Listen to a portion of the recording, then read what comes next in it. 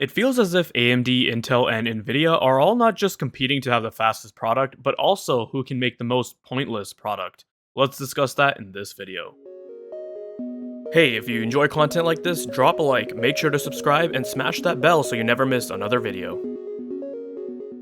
Hey, what is going on guys? Danny here, welcome back to the channel and I hope you've all been doing well. A couple days ago I saw my YouTube feed get filled with RTX 3090 Ti reviews, and I thought to myself, oh yeah, Nvidia was supposed to release this GPU back in January but then went quiet.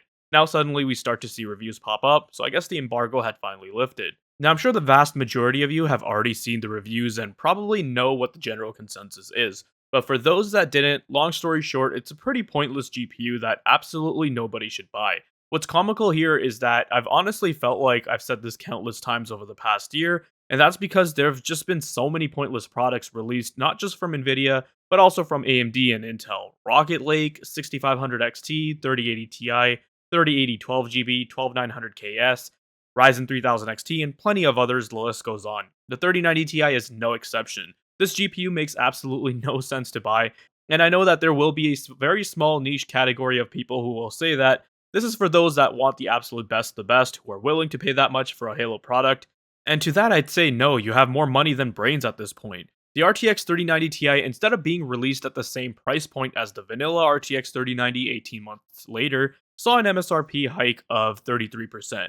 The RTX 3090 launched for $1499, and back then the vast majority of reviewers, myself included, and PC gamers said that unless you're going to be taking advantage of all those 10,000 something CUDA cores and that massive 24GB memory buffer, then it just doesn't make sense to buy.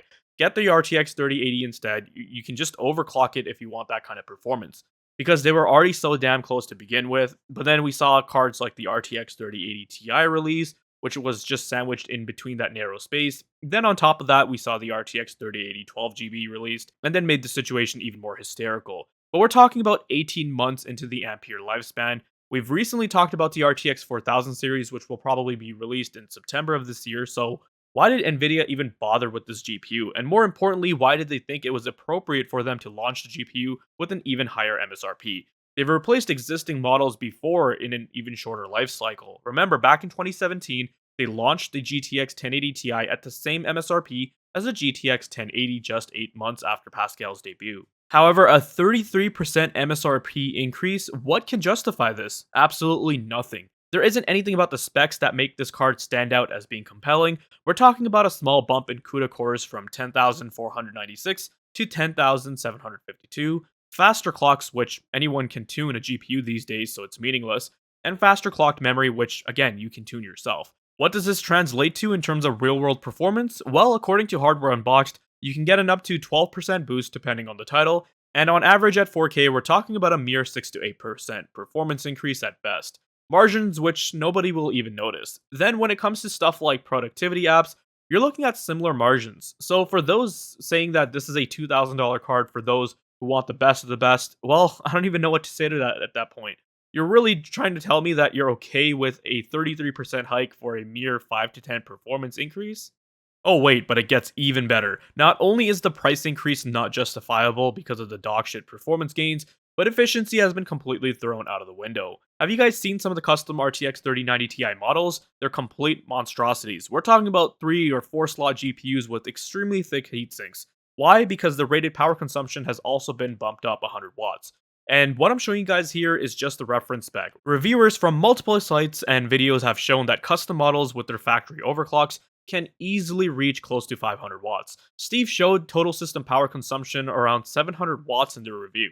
That's absolutely insane. You'd most likely need a 1000 watt power supply minimum for a system like that. And keep in mind, he uses a 5950X for his test rig. Despite being a 16 core CPU, it's fairly efficient, but imagine someone pairing something like a 12900KS with its power limits completely disabled, or we're talking about PL2 at 241 watts, and then a 500 watt GPU to go along with that. It's like Nvidia is kind of testing the waters here and are conditioning its user base for future generation hardware. I mean, we've already heard some rumors and seen some leaks about next-gen Lovelace GPUs having a 600 watt TDP, so we're going to be seeing a lot of people having to upgrade their PSUs, and this is a topic that I wanted to discuss in another video. But circling back to the power consumption of the RTX 3090 Ti, we're looking at a 30 to 40% increase in power consumption for what, a mere 6 to 8% increase in gaming performance?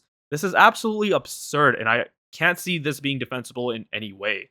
When I did my review of the RTX 3090, I straight up said I couldn't recommend this GPU for gamers. It just didn't make sense to buy over the RTX 3080 when it came to pricing, performance, power consumption, and now 18 months later, we're talking about another GPU that has the same negative qualities, and in fact, makes the original RTX 3090 look like a decent option. Is this what's going on here? Was this card only meant to be released to boost sales of the RTX 3090? At this point, I absolutely can't recommend anyone pick up the RTX 3090 this late into this life cycle. You're much better off hunting down a vanilla RTX 3090. GPUs have been coming into stock, availability is getting better, and pricing is coming down as well. So, you can take that route, or if you want to wait it out, then do so and just wait for next gen.